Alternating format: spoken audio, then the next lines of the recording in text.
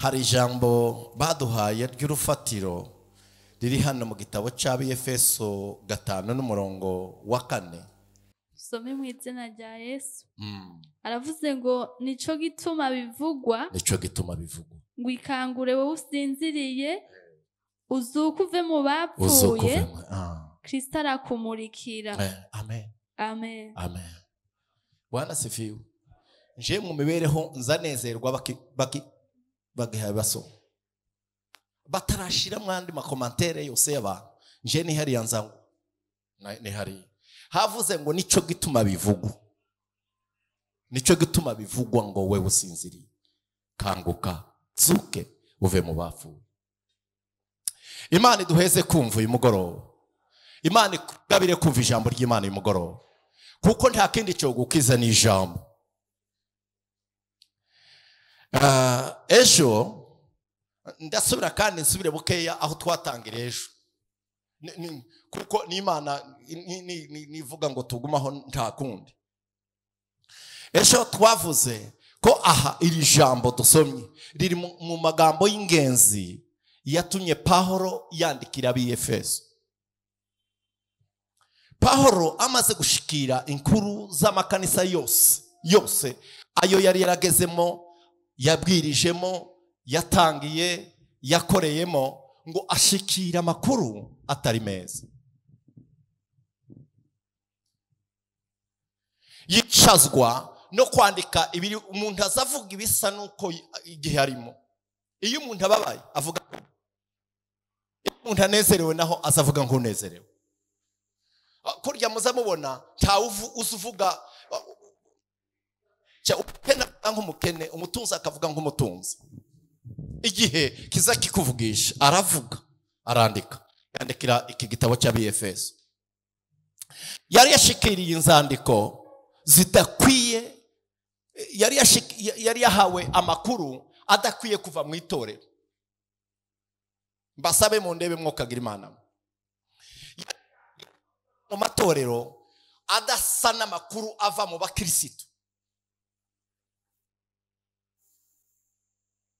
Kuva mu gitabo cy'Abaroma ukaza ukageza muri Filimoni, ibiriya bitabo byose yanditse yari yarahageze mu adasa n'amakuru yakwiye kuva mu bana b'Imana. Nico gituma iki gitabo kitaza gisoma abana batoya mu kwizera, kiza gisoma abantu bamaze kubona maturite mu buryo bwo kwizera, kuko bagira amatwi yo kumva. Bari bamubwiye ngo habaye intambara z'Abayuda n'abanyamahanga, habaye ikintu kivuga ngo aravuga ngo nta torero riraho. Kenshi tuza tuba mu matorero atari ya Kristo. Aravuga ngo reka mbabwire inshusho y'itorero rya Kristo, kugira ngo mutasha kwihenda mukaza muba ahantu. Kenshi Satani akunda gutanga ubupfu mu bakristo. Aravuga ngo aya makuru nashikiri ava muri aya matorero ntasa n'itorero rya Kristo. Ntabwo ngo nta kundi, kuko hari ibintu byari byaje, reka mbivuge bukeya kandi n'uyu munsi birahari. Hari yaje amakuru avuga ngo habaye ibice by'Abayuda ngo n'Abayunani. Haza amakuru y'abandi ngo aba ngo nabo kwa Petero, ngo aba nabo kwa Kefa. Haza amakuru y'ibice, aravuga ngo aya makuru ntabwo ari ayo mu itorero rya Kristo haba namo.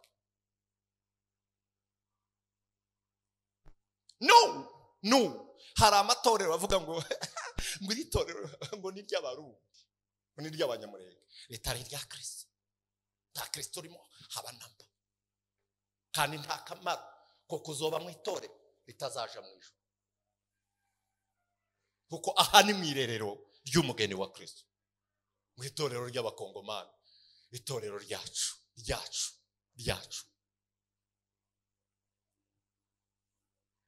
Amakuru adakwiye kuva mu ikanisa rya Kristo ritari rikanisa ry'abantu. Iriya mu Bugande ho haharawa amakuru menshi, bakamuha ngo ni kwa Kayanja, ni rya Kayanja, ngo ni kwa Bugingo, ngo ni kwa Bugembe. Ritari rya Kristo. Nicyo gituma uzobona hari amakanisa menshi na stati abakristo ntibayizi.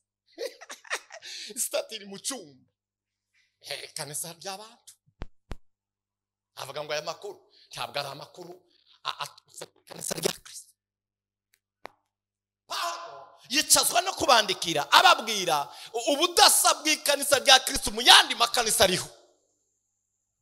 Amakanisa yari ariko amakanisa ya Kristo yari ndaco gituma n'imvugo yayo nushika mu rusengero ugasanga bavuga amoko uzarihunga si rya Kristo uzarigwamo. Bwana sifiwe.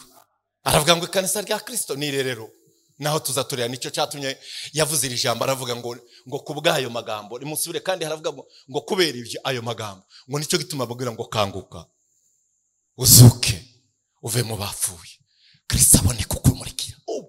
Ubu umuntu asiga Kristo nizo kwitwa pastor.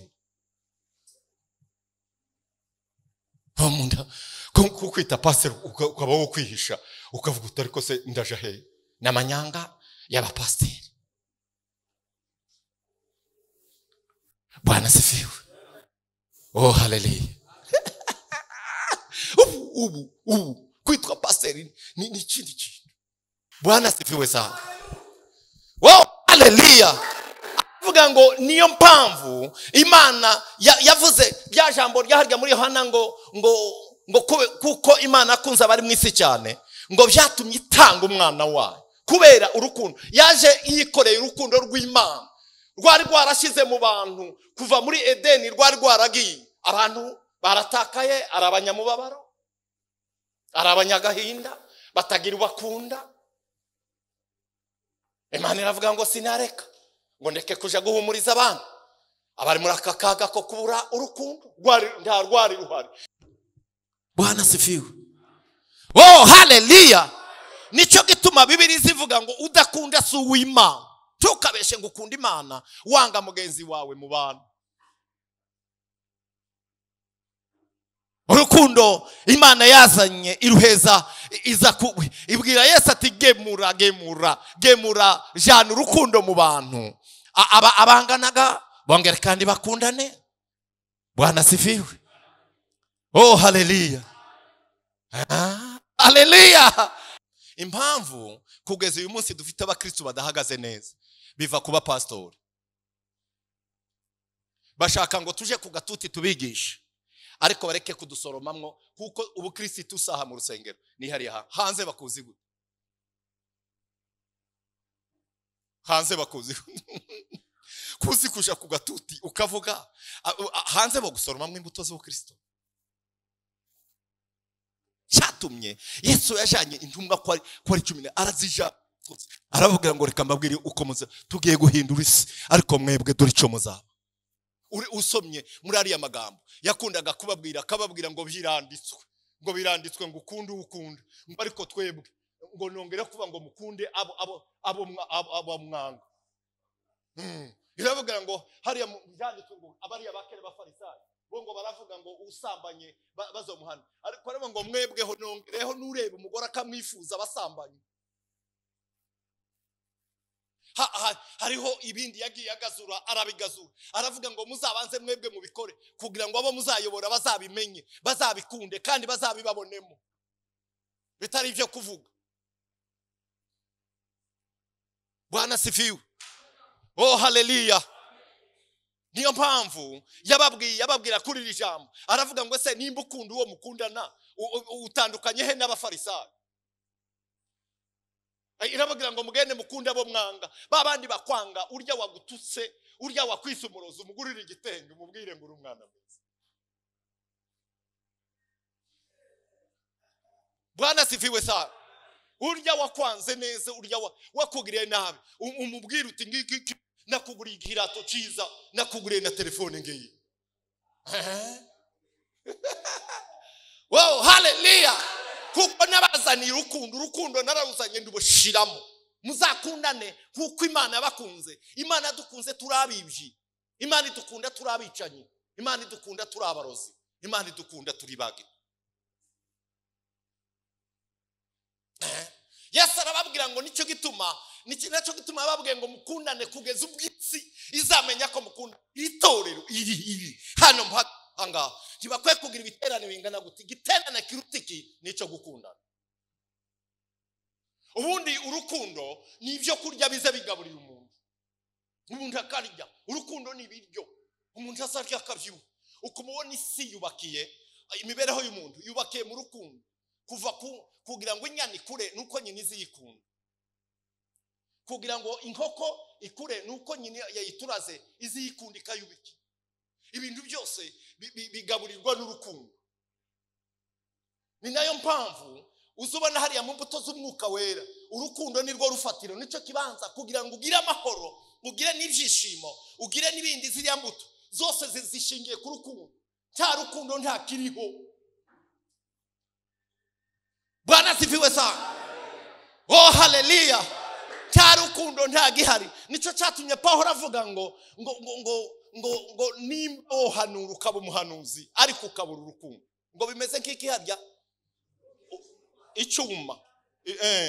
Kuko ikinyarwanda cyo kivuga ngo ni umuringa, ariko ikirundi kiravuga ngo ni icyuma. Kuko ukubita icyuma kikavuga nta rukundo ruhari. Nzanibuka umunsi umwe twagiye twari tugira abasore tugira ikibazo n'ababembe.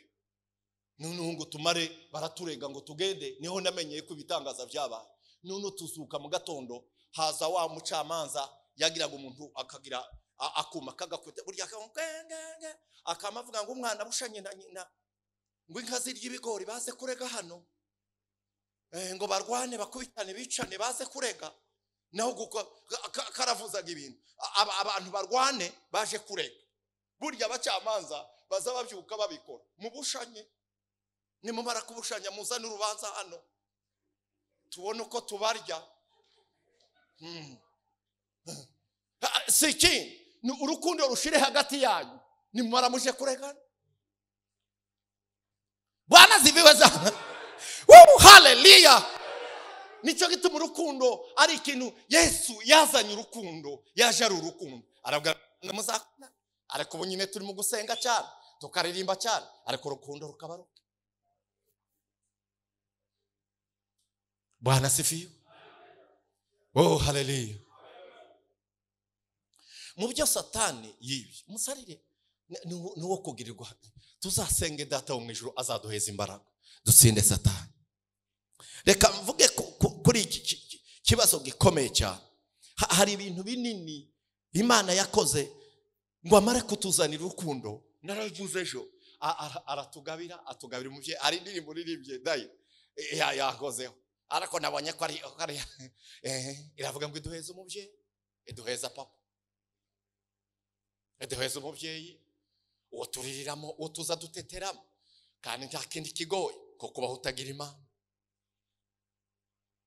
Nicyo gituma Bibiliya ivuga ngo ese ngo noba ndi kumwe n'Imana ngo ninde notinya ku isi? Ninde notinya?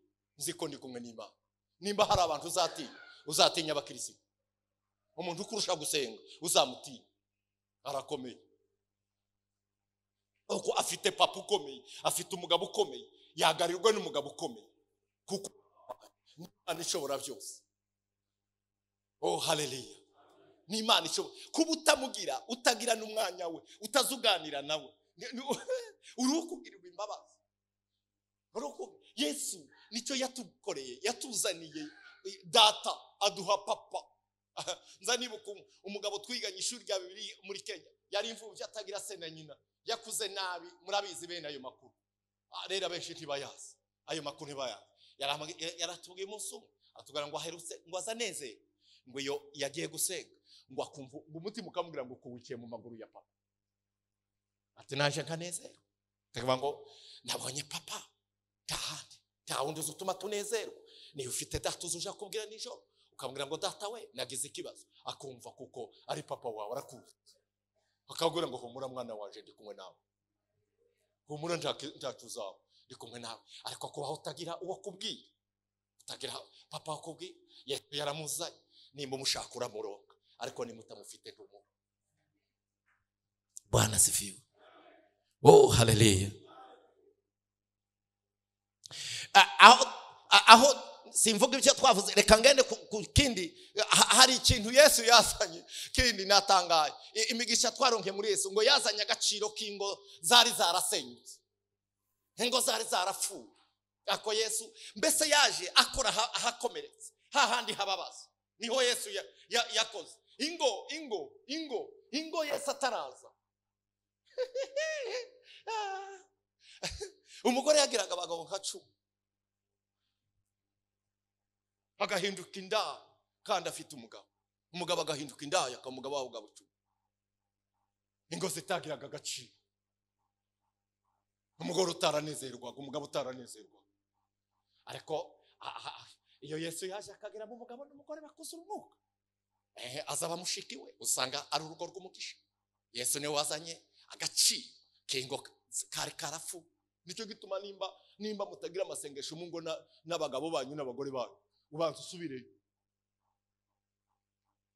Nimba urugo rwawe rutaratungana, banza usubire. Nicyo gituma nkunda kubivuga cyane iyo mpaye negishinga. Nicyo gituma uzubona Satani aho yashinze ikirenge mu ngo, ngo umugabo ntakanezerwe n'umugore, ntakanezerwe. Nicyo gituma bazabaho nta masengesho y'iminsi 2 umugabo n'umugore bogira ngo bazimye za telefone, bavuga ngo dusenge, tugire iminsi 2 dusenge. Ahubwo umugabo yoje gusengana n'abandi bagabo 99 iri ya rugu, umugore akaje gusengana n'abandi ntubazijana. Ariko nta masengesho y'umugabo n'umugore aba. Ugasanga umwe nukwe undi nukwe, ko Satani iyo wemere. Ariko iyo mwasenganye icyo Yesu yazanye, aravuga ngo umugabo nakunda umugore, umugabo nawe yubaha umugabo. Iyo umugore yuzuye umwuka nyamwuka w'Imana, azayubaha umugabo atarinze kumubwira. Iyo umugabo nawe yuzuye umwuka w'Imana nyayo, azakunda umugore batarinze kumubwira ngo namukunda, azamukunda akagira agaciro. Umugore akongera akanezerwa. Ni Yesu wabizanye, kuko urugo rwari rwarapfuye, nta munezero kwibamo, rwarataye agaciro. Ariko Yesu ngo aze, icyo cyatumye umugabo atazasohoka ngo aje hano, umugore ntasohoke ngo agende hano, akaba umugore mu rugo, bagakundana, bakaba urugo rwongera kandi kugira agaciro. Nimba hari ibyo gusengera, tubwire Yesu ngo Yesu waje ibyo wahaye agaciro ma, turasabye ngo ngwino uzana agaciro mu ngo zawe. Ingo zigire umunezero. Bwana sifiwe. Oh haleluya, oh haleluya. Naratangaye, hariho umuntu waganiriye Uganda, yo ni bitangaza. Hani Burundi turaba kirisitu, ndagira ngo tuzama tuja mu ijuru gusa nta kibazo. Mu Bugande ugora umwe kwijana ugira umugabo wiwe wenyine, akwiye kuba afite abagabo 3. Umwe ngo w'umusatsi, undi ngo w'inzara, ngo uyu turi kumwe, undi ngo sinzi w'ibindi. Nuko yamaraga akagira umugabo wiwe ngo wo kuja gusengana, nko kujana nyine bicara. Ariko abafite abandi b'imisatsi, kandi n'abagabo nuko, nta mugabo w'umuganda ugira umugore we wenyine, abafite abandi iri inyuma. Hari umwe yarambwiye ndaseka, abana bagaza baje ku ishure, umugabo agajana abana b'umugore we babana, akaja gutora abundi mugore, abana babana batazi ko bavukana, kandi saza bajana ku ishuri. Ari se ubabyara, ariko bati we abazabe nuko ingo zataye agaciro. Yesu wenyine ni uzugarura agaciro k'ingo. Ingo zarataye agaciro. Yesu ni wenyine, iyo atashe mu rugo iwawe, iyo atashe mu rugo ni hazagarura agaciro ku rugo. Bwana sifiwe. Oh haleluya. Kungo nabonye abasore batamenye kubyumva, muzabibona. Togera ngo biroroshe ko ndabona abasore bari yari inyuma, muzabibona ndabarahiri. Uzuheruka gukunda umugore mukiri abafiance, ngo ntibwire ngo badatelefonnanye. Ngo se ngo waroye he, ngo byagenze gute, ngo none kutamvugishije. Yamara gushika akora ko Imana telefone ikagenda. Ese bya bindi wamvugishaga byaroye he? Satani aba yaje azagenda hagati, ukabona ugiye umufiance uzugira ngo ni umwarabu cyangwa ni umunyisiraheli. Ariko yamara gushika ugasanga ikizuru cyabaye kinini, amaguru yaratambamye, ibintu bikaboneka, ukabona abandi bakobwa beza kumurusha. Muzabibona se? Bwana sifiwe. Oh haleluya. Nicyo gituma hari ibintu Yesu yaje gukora bihambaye byiza agaciro twaronse umugisha twaboneye muri Yesu wenyine. Ngo amara avuga ikintu reka mvuge kuko amasaha yaje nagarukiriza hangaho. Navuze ngo uyu munsi ndavuga nitonze, nacyo cyatumye wabonye aravuze nitonze. Avuga ubunini, ngo ubunini bw'imigisha y'Imana tuza tubonerwa muri Yesu. Ubugari bwayo bwo kubonerwa imigisha tuza tubonera muri Yesu. Aravuga ngo cyambere nicyo gituma uzobisanga mu gitabo cya Efeso. Aravuga ngo cyambere ngo nuko twatoranije. Semeni amen. Vuga kandi ngo amen. Ariko uzi kugutoranya mu bana n'abagabo bose se bakijijwe. Uko ni wotera haleluya ngo uvuge ngo Mana ushimwe ko Imana yagutoranije. N'abagabo bose bakijijwe n'abagore bose bakijijwe. Timuzi ko turi intoranwa twatoranijwe mu bantu abagabo. Urebe umuntu akiga agafata maîtrise ariko akananirwa kumenya Yesu. Akabigifu cyo kutamenya, nicyo gituma amashure y'isi tazagana ku Mana. Ukamusanga umuntu wize ufite maîtrise zitatu utuye Bujumbura uri mu nzu y'amatara ntazi Yesu. Umuntu wiriya ruguru Yesu akamubona. Bwana sifi. Yesu ntazakangwa n'icubahiro, ntazakangwa n'izurimo, ntazakangwa n'izuri wize. Wow haleluya. Cyakindagira ikindi kizakimukanga. Nicyo gituma ukwiye kuzamura umunezero ukavuga ngo Mana ndagushimye ko wantoranije mu magana menshi y'abanyabyaha. Urantoranye ubona ko naje ndumwe kwiye kwizerwa ukampamara. Ariko data ni mwiza. Wow haleluya. Hari abantu bazabibagirwa aho Yesu yabakunda. Ariko Yesu yadutoranije mu bantu benshi. Aradutoranya aguhamagara mu izina. Arakubwira ngo ngwino. Nicyo gituma uzusoma hano muri iki gitabo cya Efeso ngo yaduhamagaye kera, aduhamagara kera isi n'ijuru itararemwa. Aradutoranya, atuvuga mu mazina. Yarakuzi Yesu wewe azi izina ryawe. Yagutoranije kera. Hari n'umugisha ukomeye twaronkeye muri Yesu Kristo. Nta handi iyo Yesu ataza ntitwobibonye, ntibyari byacu. Ngo amara tugira bara. Atubwira ngo mbahaye kuragwa ijuru. Bwana sifiwe. Oh haleluya. Ubu hari abantu bazabiga umuntu akamagira ngo none ngo ubwo yabaye umwana wawe ise ngo afite imodoka zitanu ubwo usanga ndaha yavuga. Uzumubwira ngo ndi umuragwa w'Imana, ndi umwana w'Imana. Bwana sifiwe. Uzumubwira ngo jewe ndi umuragwa. Turahamba, turakomeye cyane kuko data yadutoranije mu bantu benshi, mu bahungu benshi. Araguhamagara. Uzugira ngo kwizwa kwawe ni wewe wabigizemo ubwenge. Nta bwenge wigeze ushiramo haba namo. Nubwo twari ruguru twebwe tutari hano mu kizungu ariko nanje nari umunyamanyanga.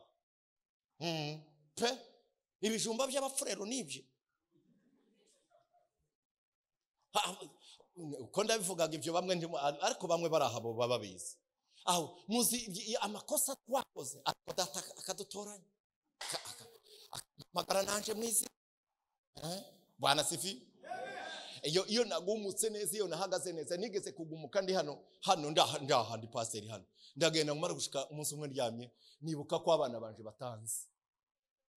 None ndavuga nti uyu munsi ntiturye, titwicare mumbwire. Ndababaza nti bana banje muranzi bati turakuzi. Ndindi hati turi bishop wa PCM. Ico gihe Imana yari yarampaye murabizi ko nari mfite akamodoka karaho imbere y'inzu. Bati uri umugabo ugira imodoka, uri umugabo waza costume. Ndabwira ngo ntimuzi habana. Nyegeze kuja kwimba n'abafurero n'ababenge. Mfite ikibutura kingerera. Yesu atarantora. Bwana sifi. Nja kwikorera amabuye mu bimboteri. Yesu atarampamagara. Naje uzuba umuntu iyo Yesu yaguhamagaye. Bwana sifiwe za na ubundi njuru umuntu. Kugira ngo ube umuntu nyamuntu. Iyo Yesu yagutunze urutoke akaguhamagara. Akavuga ngo ngwino. Nicyo gihe zushima Imana uvuge ngo Mana ndagushimye ko wantoranije mu bantu amagana. Agaciro kadafite abantu benshi. Bwana sifiwe za agaciro kadafite abagabo benshi, agaciro kadafite abatunzi benshi. Ariko uragafite. ariko ndubizi icyaguhumura amaso ngo umenye icurico. Bwana sifiwe. Oh haleluya, oh haleluya, oh haleluya, oh haleluya. Hari impamvu nicyo cyatumye Paulo avuga ngo kanguka va mu kutamenya. Yesu abona uko arabagirana muri wewe, numara kubitahura umaze kumenya icurico uvuge ngo kanguka mwana w'Imana, kanguka abahamagara, mukanguke muve mu itiro kugira ngo Yesu abone uko akumurikira, abone uko amurika muri wewe. Icyo cyatumye usomye muri aya version hagu hazavuga ngo umuco w'imuriki kibi naco kizacaka. Iyo Yesu yakumurikiye nawe uza wako ukaba umuco ukamurika. Iyo wakumurikiye ntimuhe mubona. Reka mbivuge nibi, ubu pisima nziza ikizogira pisima kuba nziza naba pisima. Icyo cyatumye Yesu yavuze ngo muri umunyu w'isi, muri umuco w'isi, nta kindi kizotuma uburundi buryoha n'abarundi. Ni bande mukunda pisima? Niba pisima itari nziza, nimba idafite itaryoshe, nushikano utahe wabihiwe. Numara avuge ngo hano dufite itorero riraryoshe, itorero ryanyu riraryoshe. Ninde uzi riryoshe? Ninde uzi utuka pisima akora abapisima? Ninde uzi usohora amakuru mabi ya pisima akora abapisima? Numara uze hano uze kugira gute? Ariko byaba byiza kuko turumu ariko umukirisi azaryo zanibuka ikintu cyatumye nkunda Burundi nebukunze nkiri mu Minembwe.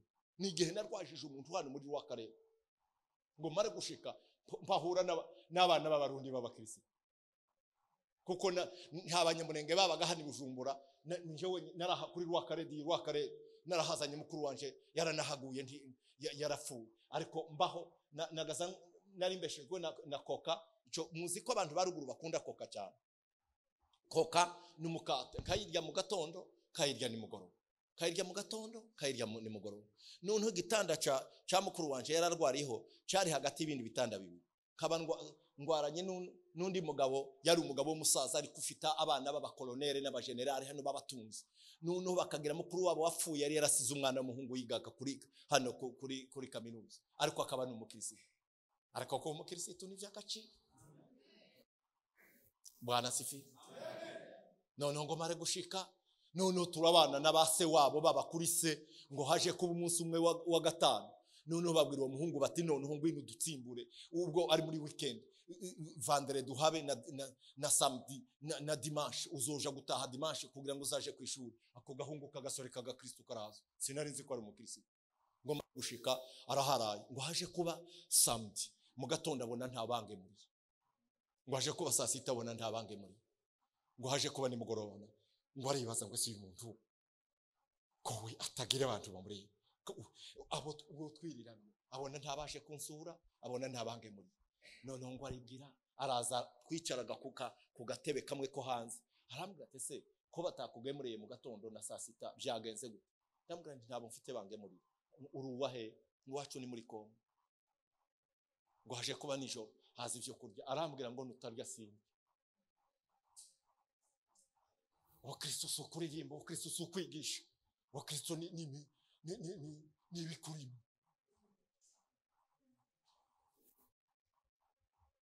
Arambwira ngo sindya nimba utariye, none unemerere uryeho ukagira Imana we, kuko nabimenye. Naho yahamagaye ababo, yarafite groupe yabo, arahamagara ati twabonye ikiraka. Aravuga ati twabonye ikiraka, hari umugabo udafite bene wabo hano, none nyabona uze ngo haje kuba mu gitondo. Naje nari nicaye noneho nariye nimugoroba, ngo haje kuba mu gitondo mbona haje umukobwa yarafite ikinani, naho yagishizemo teremusi, yagishizemo n'isahani irimo umuceri, harimo n'inyama. Araza mbona kwanci ruhande, agenda kwa kabiri ngo agaruke, arambwira ngo se ngo niwe wo muri Kongo? Ndi yamayica. Ati niwe ungenze niki? Mbona akuyemo teremusi irimo cyane, akuye. Ariko uwo munsi narwaye ubwanga, ati narariye.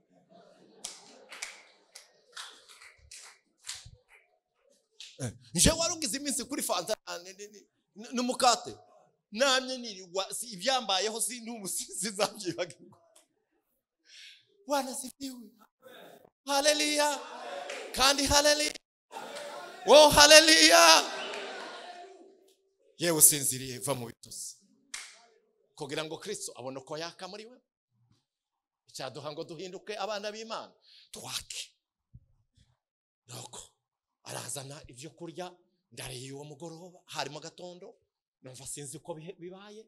Saa sita mbona ngo haje ku munsi wa kabiri, arambwira ngo nimba n'ifaranga zarashize, ngo uzotahe tuzosigara ku murwana. Ariko umupisi mani mukurwara agakira, mwene wabo wazabasengana ataramugera. Uwo musengana ukazabona hashima ku gatuti utarigeze mugera. Yanagirana ubukwe ukazotanga 1,000 byabaye ibindi bintu. Nitumana ngo kanguka kanguka kanguka, we usinziriye, Kristo abone uko amurika muri twe. Nahindutse umunezero muri ico gihe, nanezerewe kuri wa Karede ntarabaho, mbona abana b'Imana ndabakunda, nkunda Burundi. Uko igitumye peace matari nziza ni naba peace. Ariko twakanguka twava mu bitotsi, data wo mwijuru yamurikira muri twebwe. Utarinze kuja ku gatuti, utarinze kuririmba cyane, utarinze kwigisha cyane, Yesu akamurika muri wewe. Semeni amen. Vuga kandi ngo amen. Oh haleluya, oh haleluya. Tubwire Imana ngo Mana murika Mana, dukangure tubone ukumurika, ubone ukumenyekana, abatakuzi bakumenye, abakwibaga bongera kandi bavuga ngo haracyara abana b'Imana, haracyara abakristo. Bwana sifiwe. Mumbabarire ni muhaguruke dusenge. Mana ikomeye. Oh haleluya. Wow Baba, Mana ikomeye, Mana y'urukundo. Uyu mugoroba Mana uganire natwe, utwiyereke kugira ngo tubone uko tumurika batakuzi bakumenye kuri Imana. Nicyo cyatuzanye. Egaye vavaila predeclage. Mengenga kokokolo predecage. Reya lokonkolo predecage. Baba, Mana ivuga, Mana ihindura uyu mugoroba uvugane nanje Ma. Uvugane nanje Ma. Uvugane nanje Ma. Ugire neza Mana ubwoko bwawe. Tubone ubwiza bwawe. Tukanguke tuve mu bitosi. Ubone ukumurika mu buzima bwacu. Shimwa Yesu kuri Imana igira neza. Ndagushimiye kutugira neza muri mugoroba. Ni mu izina rya Yesu Kristo dusenze.